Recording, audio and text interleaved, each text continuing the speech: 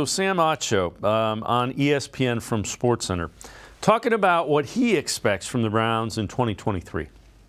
Well, I think the Browns will surprise some people, but those division games will be tough early. You alluded to it. 2 of the first games are against division opponents. Well, 3 of the first 4 are against teams in their division. But think about this. Deshaun Watson has a full offseason to prepare. Not only that, they also have the Hall of Fame game. They're reporting earlier than anyone else. Them and the Jets reporting earlier than anyone else, so they have time to catch up. The first 10 games of last season, the Browns were 3-7. Well, fast forward, Deshaun Watson comes back week 11. They finished off 4-3 over their last 7 games. He was 3-3 as a starter. He got more comfortable. You could see it as the game and the season went on. And so I'm excited about them offensively. In addition to that, they have defensive additions they've made that'll help that team fare better than people expect. I think you and I would agree Cincinnati the best team in this division. I think there's an argument now between Baltimore and Cleveland. Where would you put Cleveland with Baltimore? Are they ahead? Are they even? Or are they below?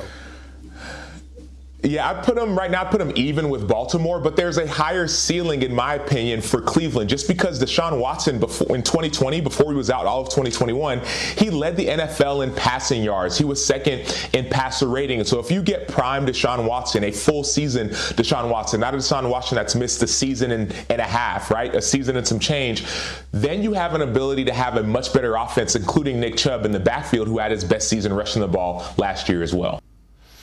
And Casey, I agree with him. The national media is kind of starting to swing that way a little bit, and we'll see.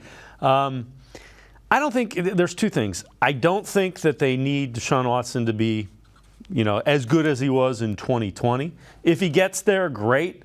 They need him to be a guy that can, here, you've got the ball, go win games.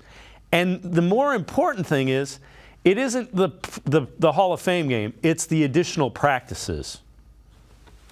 Yeah, you might see him on the sidelines during that game, but he's not going to be dressed. So I don't think that really plays into it. But, yeah, that extra time, that's just more time to get the kinks out, And I think you're seeing this trend where a lot of guys who are just straight up analysts, they're reluctant to put their chips on the Browns, but a lot of these former players turned analysts, they're all kind of naming the Browns as the dark horse candidate, and that's because of the talent of this roster. And just like he said, Cincinnati should be viewed as the favorite going into it, and having the Browns even with Baltimore, I think that's fair.